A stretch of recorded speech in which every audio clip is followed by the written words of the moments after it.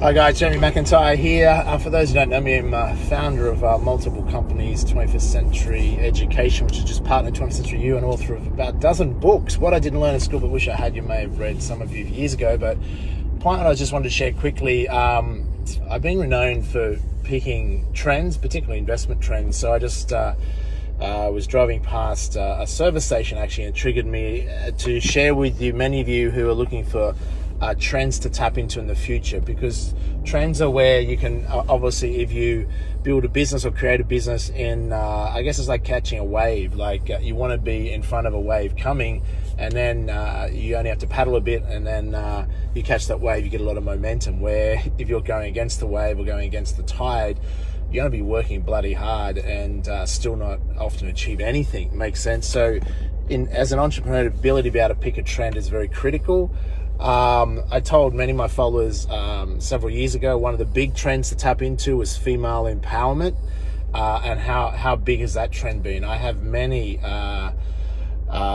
clients and friends that I've mentored, particularly female friends that have tapped into that trend, and some of them are now still in their 20s, have built 8-figure businesses. Now there's 7-figure businesses, but when you build an 8-figure business, it's over $1 million per annum business.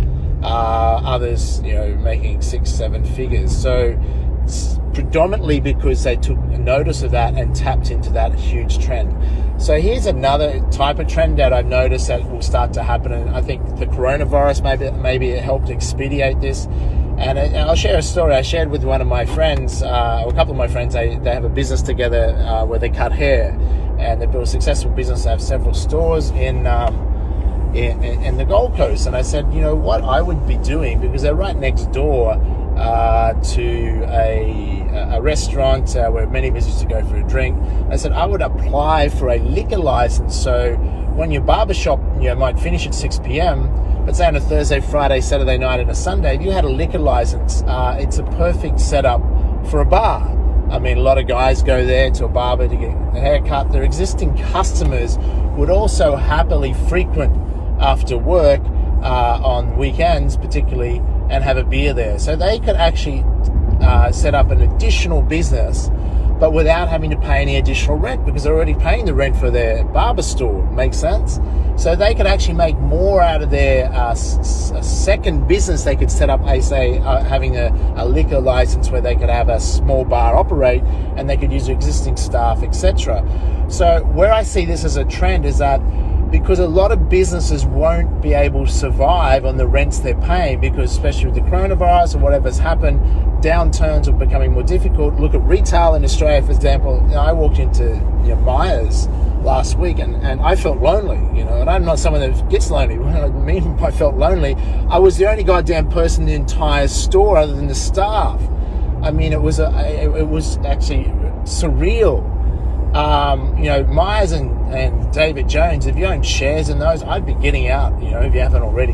Those businesses, unless they readjust and do something dramatically to lower their rental costs, they're gone. So here's another example, a business that was successful about a year or two ago that actually went into administration, a business called Pie Face in Australia.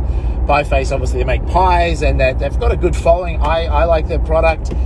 So what they did, so they were bought out of administration by new management, I believe, and what they did is they shut down all their stores. They couldn't afford to pay the rent.